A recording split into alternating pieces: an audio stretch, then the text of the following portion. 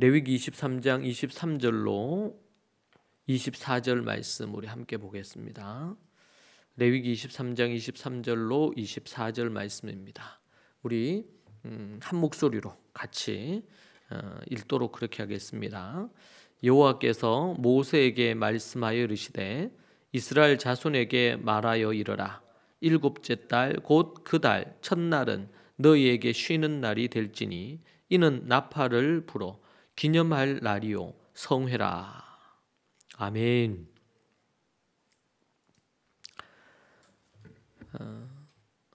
이제 나팔절이 어제로부터 시작을 해서 오늘 또 내일까지 이 나팔절이 이 하나님의 절기, 예수님의 절기라고도 불리죠. 자, 그래서 우리가 이제 가을이 되면 가을 절기가 있습니다. 봄에 봄 절기가 있고 또 초여름에 우리 성령 강림절 이 절기가 또 있습니다. 매번마다 하나님께서 우리에게 절기, 분기에 있는 1년에 7번의 절기, 그리고 매주 있는 우리 또 안식일 절기, 이거 다 절기에 속합니다. 그래서 총 절기가 8가지 절기인데 안식일을 빼면 7가지 1년에 흩어져 있는 절기라고 할 수가 있습니다. 가을에 이 절기가 있는데 나팔절, 대속제일, 초막절 이렇게 매년 가을이 되면 등장하는 절기입니다. 이 반복하는 것이 얼마나 중요한지 하나님께서 우리에게 안식일도 그렇지만 주일이죠. 또 7가지 절기, 봄, 초여름, 가을 절기, 이 절기가 반복되게 하셔서 하나님을 만나고, 그리고 특별히 이 절기 때, 특별히 3대 절기, 유월절, 오순절, 초막절에는 반드시 하나님 앞에 나와라. 반드시 하나님 앞에 나와라. 그렇게 하지 않으면은 이스라엘 하나님의 언약에서 끊어진다. 이렇게까지 하실 만큼 강력하게 이 절기를 반드시 지키고 소중하게 그 절기를 지킬 것을 명령하신 것을 볼 수가 있습니다. 그만큼 이 절기가 중요함을 우리에게 말해주고 있습니다. 반복의 중요성이라. 우리의 신앙에 있어서 세상은 갈수록 뭔가 새로운 뭔가를 자꾸 바랍니다. 근데 우리는 하나님이 주신 그대로를 반복함으로 우리의 마음이 날마다 새롭게 하나님 앞에 서야 하는 것이죠. 이 반복이 얼마나 중요한지를 우리에게 보여주고 있습니다. 그래서 매년 돌아오는 절기, 그리고 또 매주 돌아오는 주일, 절기, 이런 절기들이 있단 말이에요. 그 절기를 우리가 맞을 때마다 그 절기가 갖는 의미를 깊이 생각함으로 우리가 더 성숙해가고 새로운 이런 믿음의 위치에 또 오르고 성장하는 그런 부분이 되어야 됩니다. 그래서 반복되는 이 절기들을 생명의 사이클이다. 계속 돌아오는 생명의 사이클이다. 그래서 생명력 넘치게 만드는, 생명 있게 만드는, 그것이 바로 절기라고 할 수 있습니다. 그래서 절기를 생명의 사이클이다. 같이 한번 해볼까요? 생명의 사이클. 생명의 사이클. 생명의 사이클. 우리가 생명력 넘치는 삶을 살려면 매일 반복되는, 우리 지금의 말로 하면 루틴이죠. 반복되는 루틴을 해야 됩니다. 그럼 게으른 사람은 이 반복하는 루틴을 잘 못해요. 자기 기분이 좋고 막 이렇게 했을 때는 막 하다가, 그렇지 않으면은 또 하지 않고 그냥 이렇게 넘어가 버린단 말이에요. 그러다 보니까 뭐 각가지의 모든 부분들이 그렇죠. 일관되게 꾸준하게 뭔가를 하는 것이 어려운 그런 부분들이 됩니다. 그러나 생명력 넘치는 삶을 살려면 반복되는 일관된 꾸준한 부분이 필요합니다. 매일 우리가 하나님의 말씀을 읽고 말씀을 하야하는 것도 그렇고, 또 매일 말씀을 공부하는 것도 그렇고, 그게 10분이 됐든 20분이 됐든 30분이 됐든 1시간이 됐든 성경을 읽는 것이나 이런 것들도 모두 다가 이게 습관입니다. 그래서 예수님도 습관을 쫓아 기도하러 가셨다. 그렇게 나오죠. 매일 이런 시간에 습관을 쫓아 기도하셨다. 습관, 일정된 어떤 루틴이 정말 중요해요. 매일 우리가 꾸준하게 이 달리기를 한다면 건강에 큰 유익이 있겠죠. 그것은 매일 아니면 일주일에 한 4번 정도를 꾸준하게 달린다고 합시다. 처음에는 뭐 3km 이렇게 뛰겠지만 나중에는 5km, 동일한 시간인데 10km 이렇게 뛸 수도 있겠죠. 만약 매일마다 한 10km 정도를 뛴다면 어떨까요? 놀라운, 몸에도 놀라운. 그래서 성경에 보면 육체의 연습이, 운동이 주는 유익이 있는데, 영적인 이 운동은, 습관, 훈련은 얼마나 더 큰 유익이 있겠느냐. 육체의 운동하는 거, 이런 것만 해도 육체가 건강하게 하고 삶이 활력 있게 만들고 하겠죠.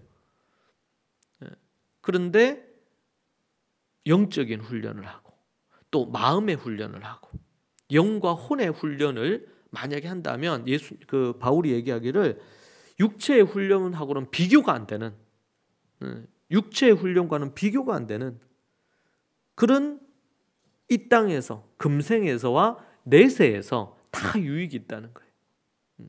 유익이 있다. 그만큼 그런 것이 중요하다. 그 하나님께서도 만약 이 절기를 지키지 않으면은 정말 죽이도록 이렇게 명령하시잖아요. 반드시 하나님 앞에 나와야 된다. 이렇게 명령하시지 않습니까? 그만큼 하나님 앞에 생명의 사이클로 절기 때 하나님 앞에 나오는 것이 얼마나 중요한지를 우리에게 말씀해 주시는 부분입니다.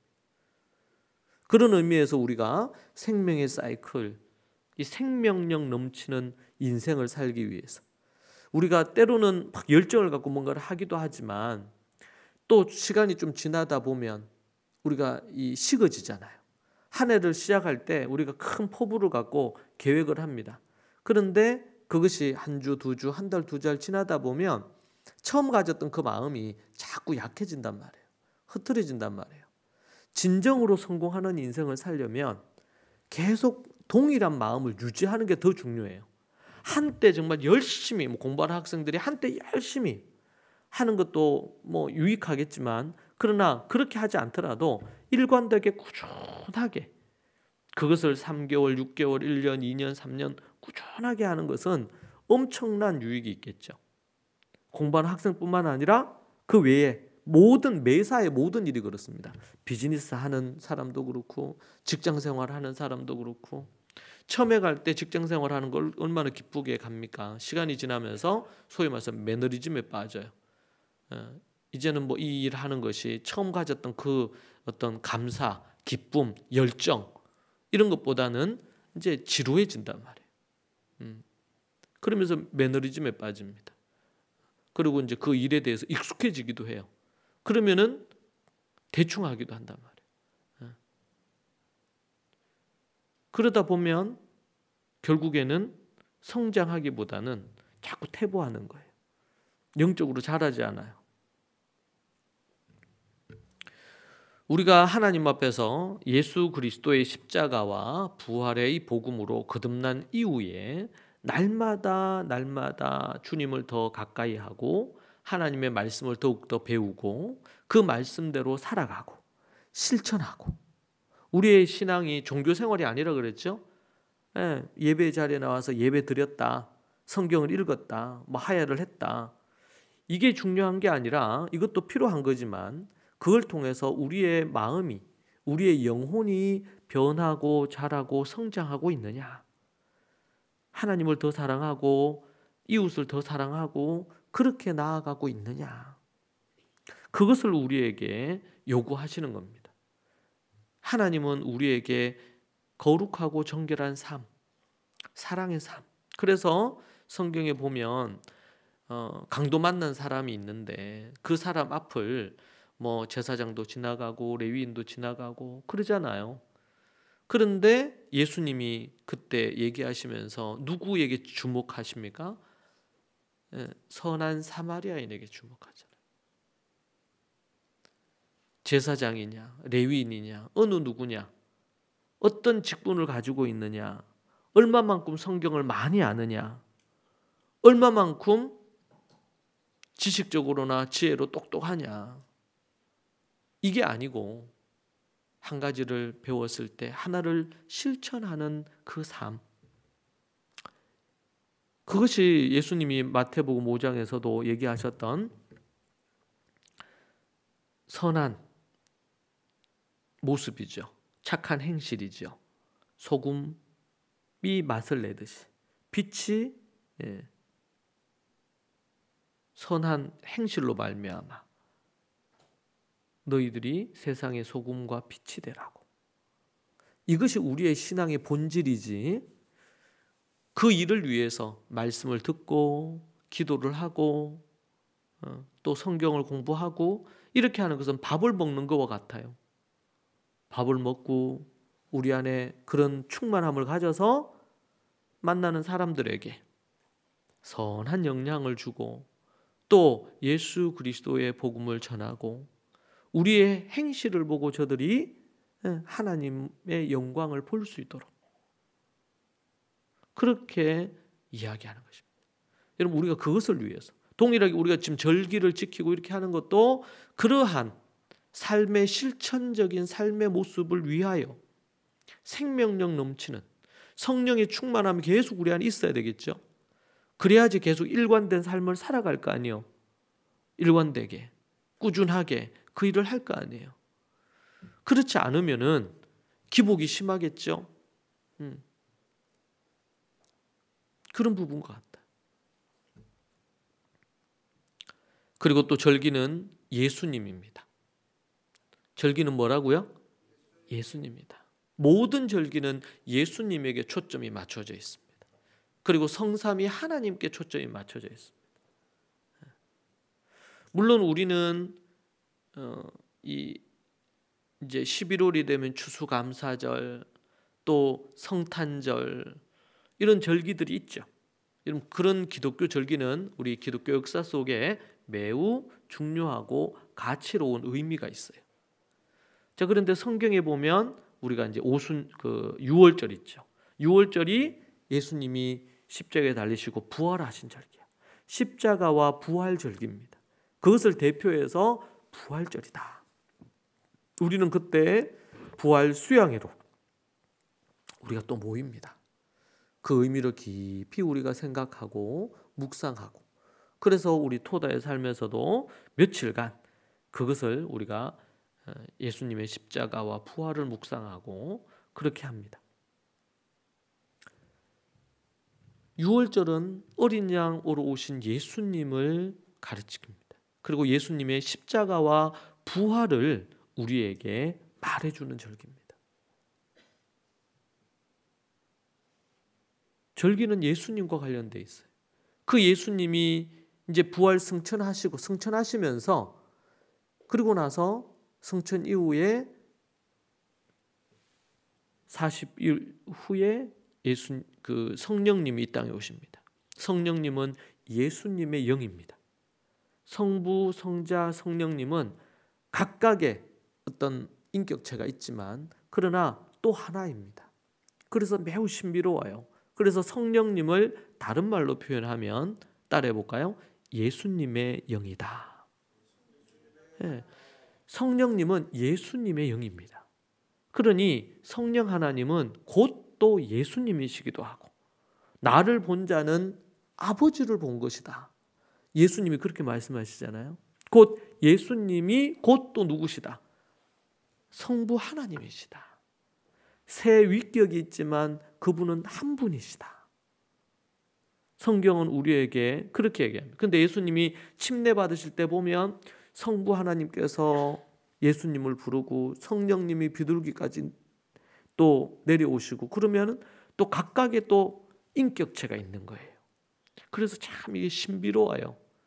나는 예수님은 떠나시면서 승천하시면서 또 다른 보혜사를 보내어 주겠다. 그런데 그 성령님은 예수님의 영이라. 또 성경 구약에서는 보면 뭐래요? 성령님은 하나님의 영이라. 하나님의 신이 영이 운행하시더라. 이렇게 얘기하죠. 하나님의 영이 시내산에 강림하셨더라. 그래서 보면은 따로따로 이렇게 표현되기도 하는데 또 때로는 이게 뭐야? 섞여 있어요. 그래서 좀 우리의 이성으로 이해하는 데는 또 혼돈이 올 수도 있죠.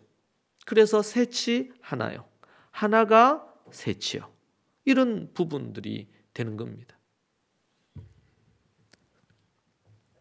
절기는 예수 그리스도와 깊은 연관성이 있습니다.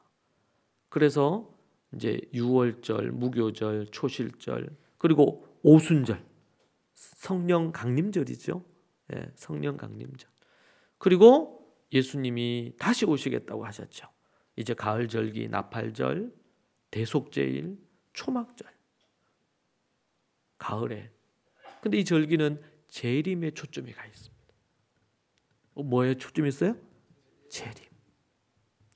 여러분은 어떻게 올해를 지나면서 우리가 매주일마다 주 예수여 오시옵소서 우리 그렇게 고백을 하는데 우리 재림을 소망하면서 우리가 살고 있는가?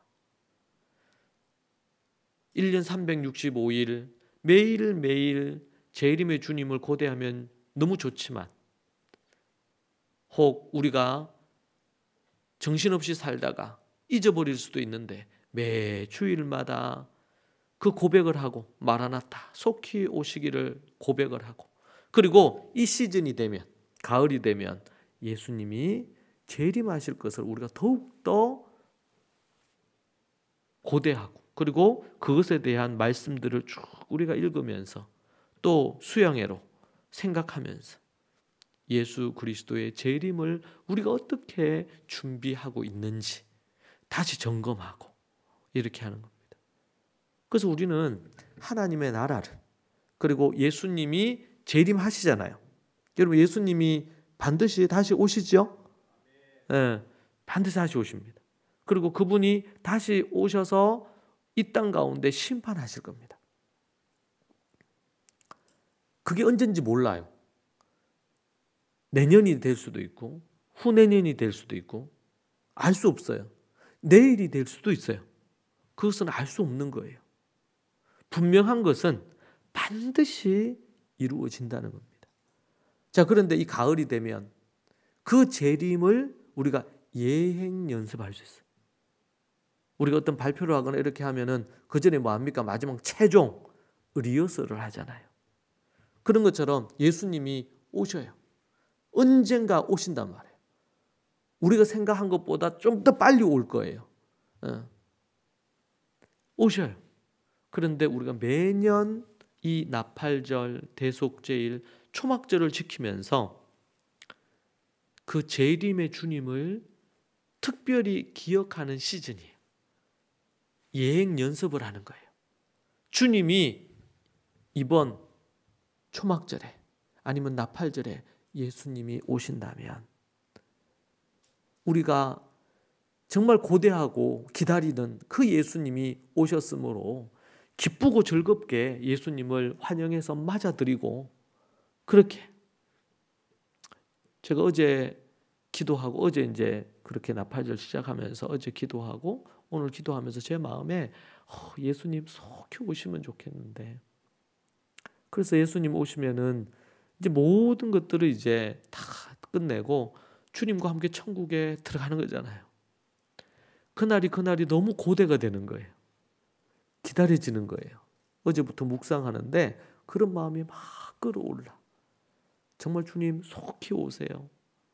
주님 빨리 오세요. 전쟁이 끊이질 않고 억울하고 정말 약하고 이런 선한 이들이 고통받는 이 땅을 주님 심판하시고 구원할 자들 구원하셔서 천국에 함께 입성을 할 건데 어떤 사람은 자기 결혼 한번 하고 그래도 내가 천국에 가야 된다고 너무 빨리 오셔도 안 되고 그렇다고 너무 또 늦게 오셔도 참 힘들고 뭐 이런 얘기를 해요. 그건 천국이 어떤지를 잘 몰라서 그래요. 그럼 비교가 안 돼요. 그거는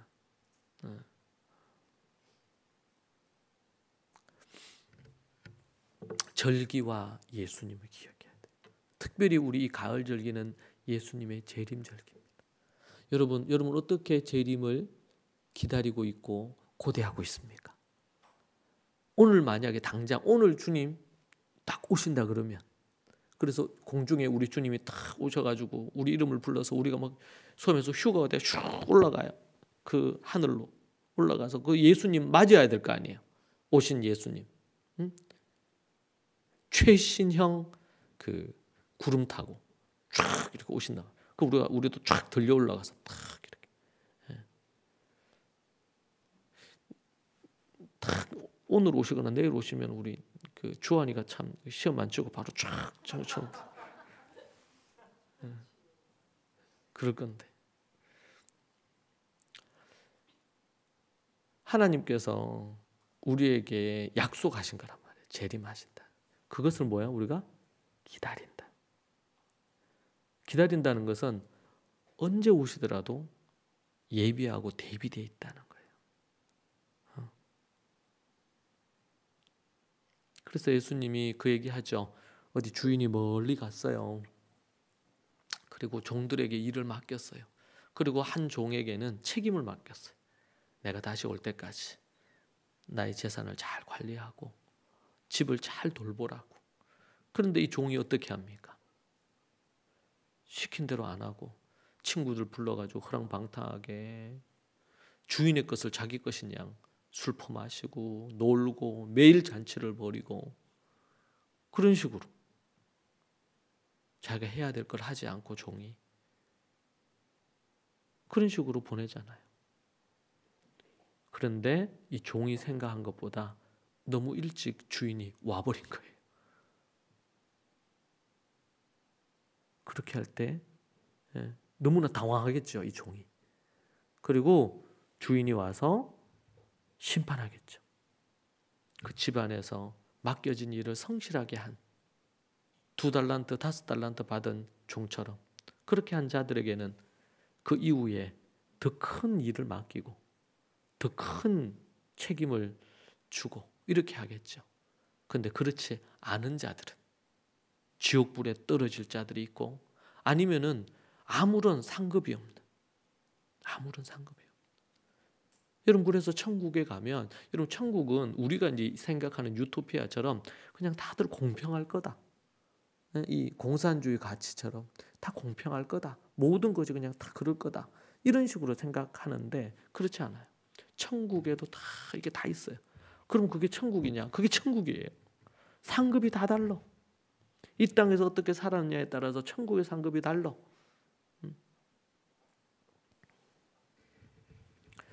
그러니까 우리의 관심과 우리의 생각이 현세에, 금생에만, 지금 우리가 사는 이 생에만 초점과 관심이 있으면 이 땅의 것에 마음을 두고 살겠죠. 그런데 이 나팔절이 우리에게 주는 메시지가 뭐예요? 이 땅의 모든 것을 내려놓고 우리 주님이 부르실 때 나팔 불며 우리 주님이 재림하실 때에 이 땅의 모든 것은 내려놓고 가야 된다는 겁니다. 가야 된다는 거예요. 여러분, 그것을 아주 중요하게 우리에게 보여주는 매우 중요한 부분이 뭐냐면 죽음이에요. 제가 예전에도 우리가 이제 죽음에 대한 얘기를 했지만, 여러분, 죽음을 언제부터, 유치나 초등 때부터 이 죽음을 준비해야 돼요. 생각해야 돼요. 우리는 그런 샤머니즘적이거나 여러 가지 이런 것들 때문에 죽음에 대해 생각을 잘 못한단 말이에요. 죽음은 그냥 재수 없는 걸로 자꾸 생각해. 죽음 생각하면 그냥 기분 안 좋은 걸로 생각해. 어른들에게 죽음을 준비해야 된다, 이런 얘기하는 것이 불효라고 생각한다. 여러분, 우리가 어디 여행을 가요. 그러면은 준비를 해야 안 해요? 준비를 해야 돼, 안 해야 돼? 어디로 갈지, 뭐 타고 갈지. 만약에 해외로 간다면 비행기 티켓을 끊어야 될까? 요즘은 1년 전에 끊어야 돼. 최소 6개월 전에 끊어야 돼. 안 그러면 티켓도 없을 뿐만 아니라 너무 비싸요. 그럼 가면은 준비를 해야 될 거 아니에요. 당장 출발 전에 준비할 게 있을 거고, 1년 전에 해야 될 게 있고 6개월 전에 준비해야 될 게 있고 뭐 여러 가지가 있잖아요. 제가 해외 나갈 때도 만약 거기 가서 차를 렌트를 해야 된다. 그러면은 국제면허증을 준비를 해야 되거든요.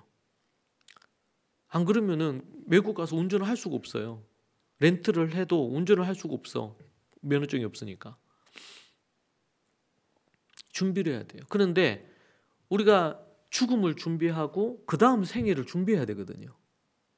우리는 죽음이 끝이 아니고 새로운 문이라 그랬잖아요. 우리의 삶을 사는 데 있어서 죽음은 육신적인 이 땅에서의 죽음은 그 다음 생으로 들어가는 문이에요. 문. 그럼 준비를 해야 되겠죠. 근데 전혀 준비하지 않은 채 죽음을 갑작스럽게 만나면 너무너무 당황스러운 거예요. 그래서 상당한다 그러잖아요. 상을 당하는 거예요. 그러니까 죽음을 준비하지 못하고 끝내는 거예요. 그러면 이제 남은 가족들도 너무나 힘든 거예요, 이게. 준비가 안 돼 있으니까. 그리고 우리가 그런 걸 준비하면 불효라고 생각해. 그 잘못된 가치예요. 잘못된 가치다. 준비를 해야 돼요. 여러분 오는 거는 순서 있어도 가는 거 순서 없다잖아요. 그럼 언제 어떻게 갈지 모르는 거예요, 우리가. 나이가 들어서 노년이 돼서 자연사하면 제일 좋죠. 근데 우리가 알 수 없잖아, 우리 인생을. 병 들어서 우리가 일찍 갈 수도 있고 알 수가 없어요, 인생이라는 것이. 그러면은 항상 준비를 해야 돼요. 오늘도 수많은 사람이 교통사고나 각종 사건 사고로 오늘 하루만 죽은 사람이 얼마나 많아요. 그 사람들 오늘 죽을 걸 생각했겠어요? 그 죽음이 그리스도인들은 피해갑니까? 결코 그렇지 않잖아요. 인생에 정말 중요한 것이 죽음이에요. 근데 죽음을 준비를 안 하는 거예요. 저도 죽음을 준비를 안 했었어요. 근데 위기를 맞고 나서 정말 중요한 것이 죽음이구나. 그래서 대통령이 이제 미국 같은 게 대통령이 딱 되면 제일 먼저 사인하는 것이 갑작스럽게 대통령이 죽게 되면 죽은 이후에 대통령을 대신할 그 절차들에 대해서 동의하는 그런 것에 서명합니다. 왜냐하면 국가에서 대통령이 갑작스럽게 돌아가시게 되면 죽음을 맞게 되면 국가적인 공백 상태가 되고 위기가 오니까 그걸 막기 위해서 제일 처음 하는 것이 그거예요. 그러니까 대통령의 신변은 정말 중요하게 하는 거예요. 왜냐하면 그냥 한 사람이 아니고 국가를 대표하는 분이니까. 여러분 우리가 준비해야 됩니다. 예수님의 재림도 우리가 준비해야 됩니다. 우리의 죽음도 준비를 해야 됩니다. 준비하지 않으면, 대비하지 않으면 갑작스럽게 어떤 것들이 닥쳐서 위기를 만나게 됩니다. 인생 모든 게 다 그런 것 같아요. 그런데 우리는 죽음만은 잘 준비를 안 해, 사람들이. 죽음만. 특별히 한 가정에 남편들이 있다. 그럼 그 남편들이 혹여나 그럴 일이 없으면 좋겠지만 갑작스럽게 남편이 죽음을 맞게 돼요. 그러면 어떻게 돼요? 그 아내와 자녀들이 어리다면 얼마나 큰 위기겠어요. 여러분 그래서 우리가 보험을 들지 않습니까? 알 수 없는 갑작스러운 어떤 일에 대한.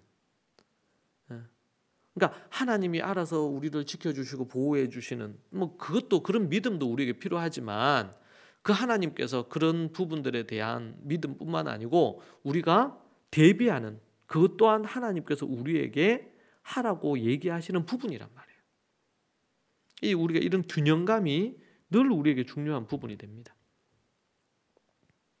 그래서 우리 죽음은 우리에게 예수님의 재림을 통해서 우리가 그 다음 생애로 들어가는 것과 밀접한 관련이 있어요. 그리고 오늘 우리가 죽는다 그러면 그래서 우리 크리스찬들에게는 이 죽음이 뭡니까? 주 안에서 죽는 것이 복입니다. 의인들의 죽음은 하나님께서 정말 소중하게 여기십니다. 창세기 2장, 3장에 나오는 죄로 인한 이 죽음의 모든 포커스가 가 있으면은 우리는 죽음을 좀 이렇게 통합적으로 다양한 면을 못 보고 한 면만 보는 거예요. 그러면 안 되겠죠. 물론 죄로 인해서 죽음이 이 땅에 왔습니다. 자, 그런데 이 죽음은 우리의 인간의 삶의 일부분이 됐어요. 그리고 앞에서도 얘기한 것처럼 우리가 죽으면 어떻게 돼요? 이제는 새로운 영원한 생으로 삶을 시작하게 돼 있어요. 죽음. 그러니까 우리는 죽음을 지나치게 두려워하지 않아야 되죠. 왜냐하면 언젠가는 다 죽잖아요, 사람들이. 그럼 죽음을 우리가 어떻게 맞이할 거냐? 그리고 우리는 어떻게 죽음을 준비할 거냐? 그리고 만약에 죽음의 때가 왔을 때 우리는 이 죽음을 어떻게 받아들일 거냐? 받아들일 거냐?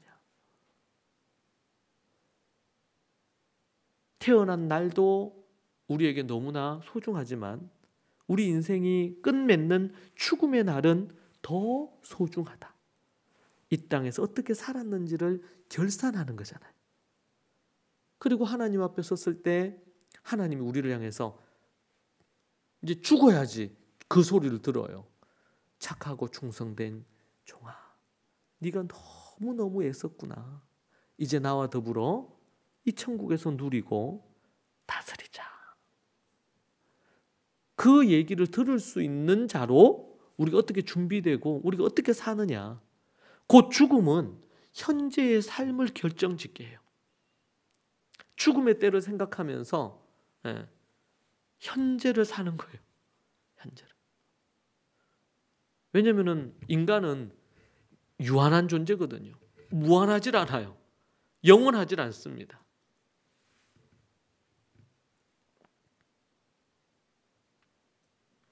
우리 가을이 되면 이제 한 해가 또 마무리되어가는 시간이 오고 있지요. 어떤 이들은 얘기합니다. 벌써 한 해가 이만큼 왔단 말이지. 작년 이맘때에 그랬는데 벌써 1년이 다 지나간다 말이에요. 나팔절은 이스라엘에서는 새해입니다. 신년, 새로운 한 해의 시작입니다. 그래서 로시 하시나라고 그렇게 얘기하죠. 로시 하샤나, 한 해의 머리다, 이런 뜻입니다. 여기에는 크게 네 가지의, 나팔절에는 네 가지의 이름이 있다 그랬습니다. 첫 번째가 뭐냐면 욤 테루아라는 이름입니다. 이거는 뭐냐면 하나님이 기억하신다, 이런 의미를 갖고 있는데, 기념하다, 기억하다라는 뜻입니다. 이 욤 테루아는 뭐예요? 나팔절이 되면 나팔을 불 때 그때 생각해야 될 첫 번째가 우리가 하나님을 기억해야 된다. 우리 전도서에서 나왔었죠? 누구를 기억하라? 청년들아, 창조자를 기억하라. 그 하나님을 생각하고 하나님을 기억하라는 거예요. 너를 지으신 창조자를 기억해라. 너를 지으신 창조자를 기억해라. 창조자가 하나님을 기억하지 않고 세상 갖가지의 많은 것들에 이렇게 살다가, 정신없이 살다가 하나님을 잊어버리면 안 되잖아요. 나팔을 불면 이거는 각성, 깨어있게 만드는 거예요. 우리 알람식에 맞춰서 깨어나게 만들듯이 나팔을 부는 그 의미의 첫 번째가 하나님을 기억하는 것입니다.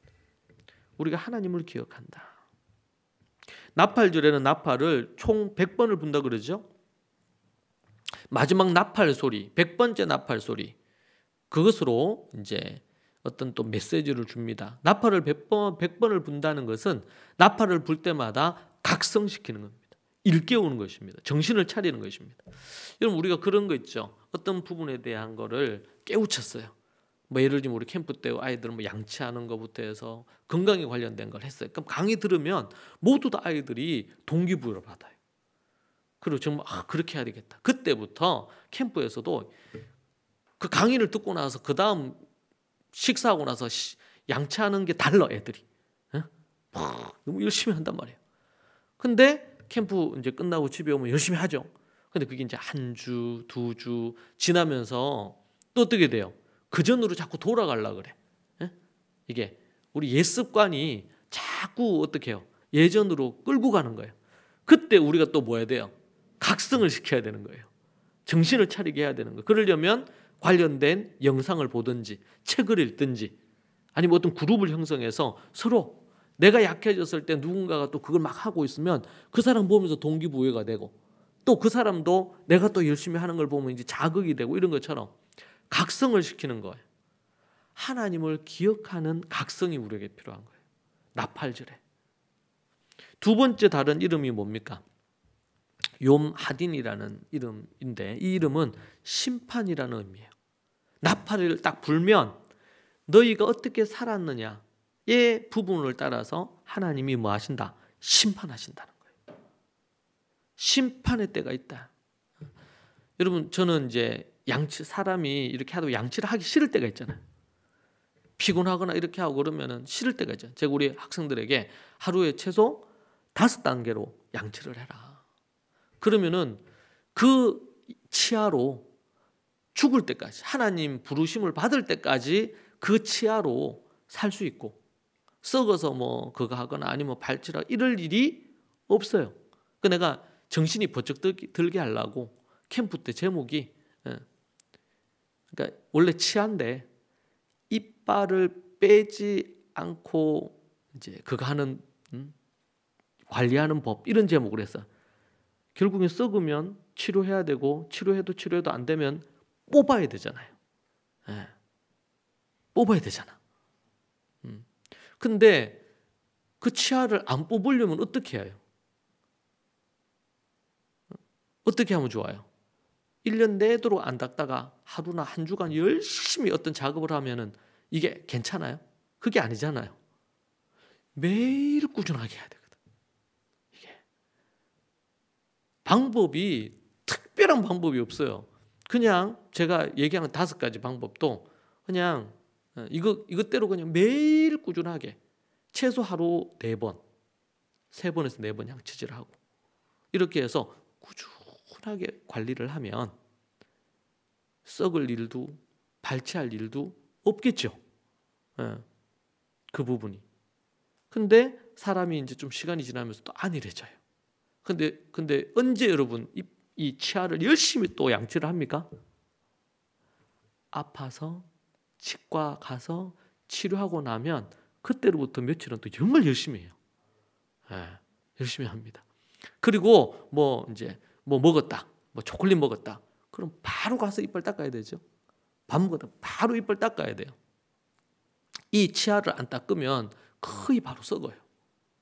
특별히 단 거 먹고 나면 이거 바로 썩어 버리거든요.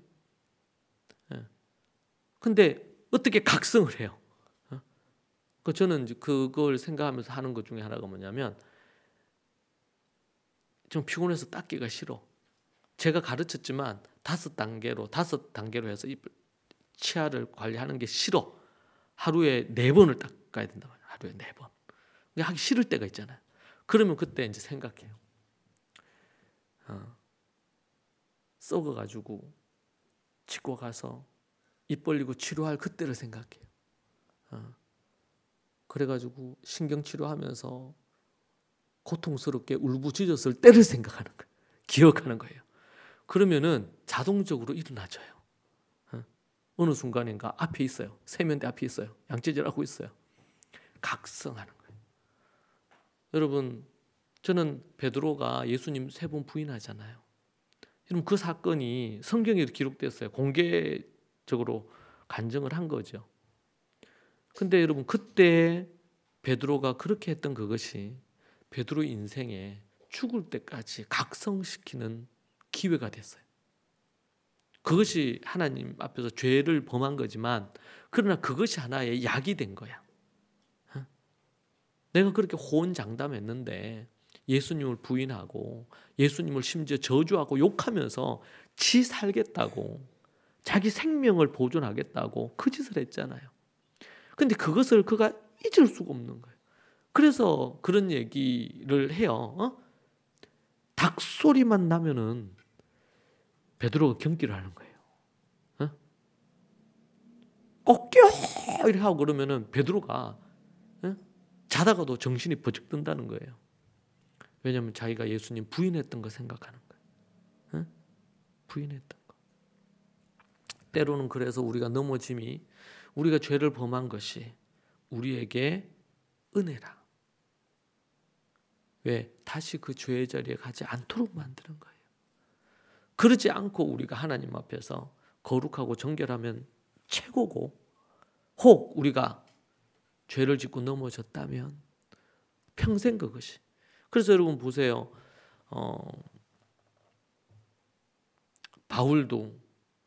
바울도 스데반을 죽이는데 동조하고 얼마나 많은 예수 믿는 자들을 죽였습니까? 그 죄가 사도 바울을 경각심을 갖게 만드는 계기가 됩니다. 때로 우리는 알 수 없어요. 우리의 범한 과거의 죄, 우리의 넘어짐이. 그렇다고 우리가 그걸 의도적으로 계속 그 죄를 지으면 안 되겠죠. 그러나 과거의 그것이 우리에게 약이 돼요. 도리어 우리의 그 실패가 뭐가 돼요? 하나님 앞에 사명이 돼요. 때로 상처와 아픔이 우리에게 사명이 된다는 거예요. 우리가 인생을 어떻게 해석하느냐에 따라서 우리가 죄도 은혜가 돼. 죄가 많은 곳에 은혜가 더한다 그랬잖아요. 그것 자체를 감사함으로 받으면 그런 부분이 돼요. 심판입니다. 나팔 부는 그 소리는, 나팔들은 심판이에요. 우리에게 뭐가 있다?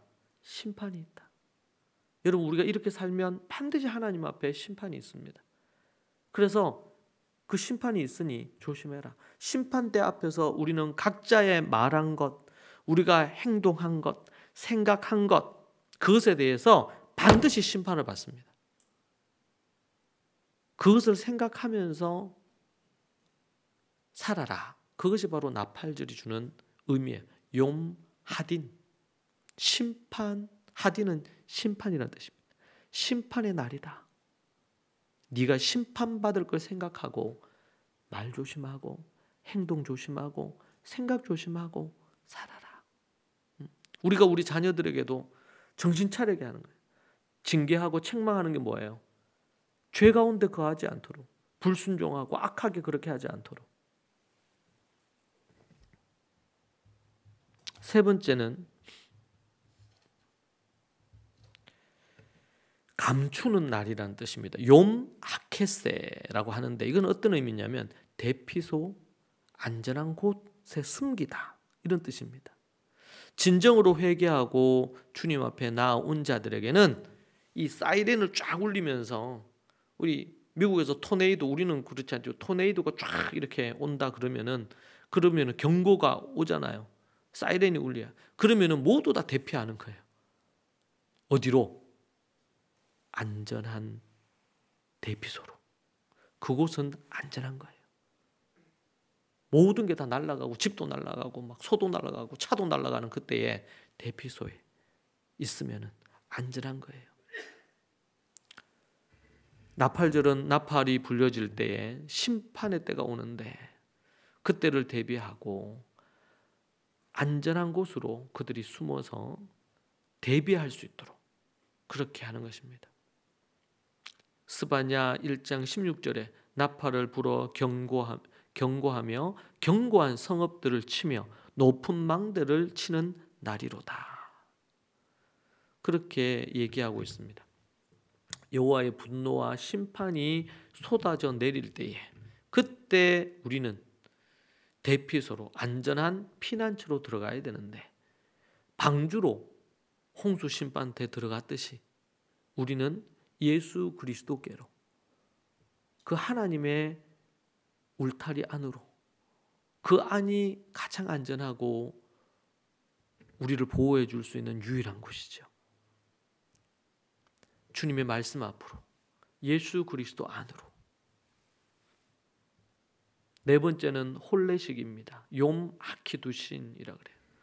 이건 뭐예요? 결혼, 혼례를 뜻합니다. 나팔을 불면, 그래서 예수님께서 비유로 얘기하시죠. 떠나면서 하시죠. 신랑이 돌아올 때 이렇게 외치며 나팔을 불었다고 합니다. 신랑이 이제는 거처를, 이스라엘의 그 결혼에서는 신랑이 이제 신부와 함께 살 거처, 집을 마련하고 초막을 마련하고 집을 마련하고 다시 돌아와서 이 신부와 결혼해서 신부를 데리고 그곳으로 가거든요. 그래서 예수님께서 이제 떠나시면서 뭐예요? 내가 너희들이 거할 처소를 예비하러 간다. 그렇게 얘기했어요. 이것은 이스라엘의 혼인 의식에서 나오는 말이에요. 신랑 되시는 예수님이 저 하늘나라의 거처를 예비하시러 가시고 다시 오셔서 우리를 재림하셔서 우리를 데리고 그 처소로 가서 신혼집이죠. 그 집으로 가서 예수님과 함께 영원히 그곳에서 사는 거예요. 욤 하키두신이라는 것은 바로 그런 의미에서 혼례식, 지금의 결혼과 같은 의미입니다. 그래서 신부는 뭐예요? 신랑이 오시기만 기다리는 거예요. 그리고 신랑이 오면, 그래서 그때 열처녀 비유 나오잖아요. 신랑이 오실 것을 대비해서 늘 기름을 준비하면서 신랑을 기다리는 겁니다. 그래서 우리는 그리스도의 신부예요. 여러분은 그리스도의 신부입니다. 우리들은 그 신랑 오시기를 바라보면서 거룩하고 정결하게 살고, 그리고 신랑이 명하신 그 사명, 그 명령 두 가지죠. 하나는 거룩과 정결함. 정결하고 거룩한 신부가 돼야 되잖아요. 신랑이 안 온다고 막 다른 남자들 만나고 막 이렇게 하면서 문란하게 살면 안 되죠. 거룩하고 정결하게 살아야 되고, 또 하나는 그 신랑이 기뻐할 만한, 신랑이 하나님이 원하신 사명을 감당하면서 준비를 하고 있어야 되는 거예요.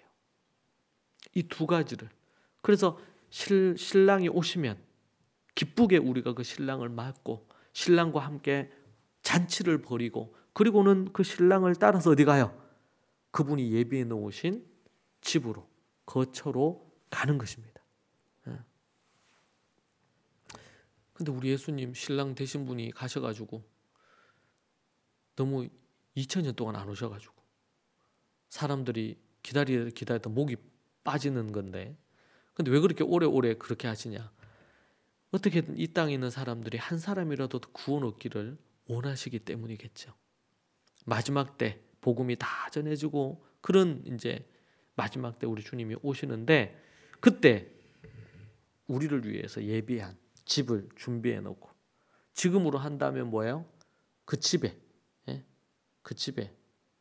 뭐 세탁기도 해놓고 뭐 좋은 것, 냉장고도 해놓고 좋은 것들 다 준비해 놓듯이 우리 주님이 우리가 거할 그 천국의 집을 준비해 놓으시고, 그것은 뭐야? 초막이다, 장막이다. 이 땅의 장막은 이제 끝나고 재림하시면 영원한 우리 주님의 집, 그 장막에 우리가 들어가서 그곳에서 산다는 거예요. 그게 이제 초막절의 또 의미로 우리가 보게 되는데, 예수님이 떠나시면서 얘기하신 거예요. 거처를 예비하러 간다. 다시 내가 돌아오겠다. 우리 신부들은, 우리들은 그것을 기다리면서 이 땅에서 우리가 사는 거예요. 그날을 고대하면서 이 땅에 사는 겁니다. 여러분이 눈을 떠서 하루를 시작할 때도 거룩과 정결한 삶, 또 하나는 그분이 기뻐하시는 삶, 사명을 감당하는 삶, 복음 전하고 제자 삼고 이웃을 사랑하고 빛으로 소금으로 살아가는 삶, 그것이 우리 인생의 목적입니다. 여러분, 삶의 목적이 분명하지 않으면 인생이 우울해져요. 때로는 거센 풍파를 만나면 삶을 포기하고 싶어. 지치고 힘들어, 인생이. 갈수록 이 세상이 악해져 가면 악해져 갈수록 타협할지 말지 고민도 되고 갈등이 많잖아요. 그래서 믿는 자들은 예수님의 재림을 더욱더 고대하는 거예요. 왜냐하면 핍박이 더 심해지고 고난이 많아지고 억울한 일이 더, 예수님 믿는 것 때문에, 신앙생활 하는 것 때문에, 교회 나가는 것 때문에 더 큰 핍박들이 갈수록 더 많아질 거거든요.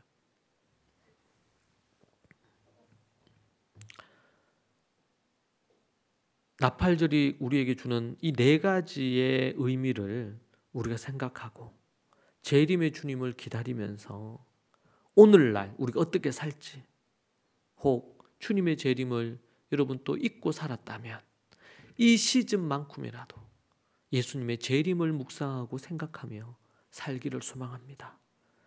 그리고 그 주님의 재림을 생각하며 오늘 우리가 어떻게 살 것인지, 그리고 주님 만났을 때 우리가 어떻게 주님 앞에 고백하며 나아갈지 우리 자신을 돌아보고 생각하면 좋겠습니다.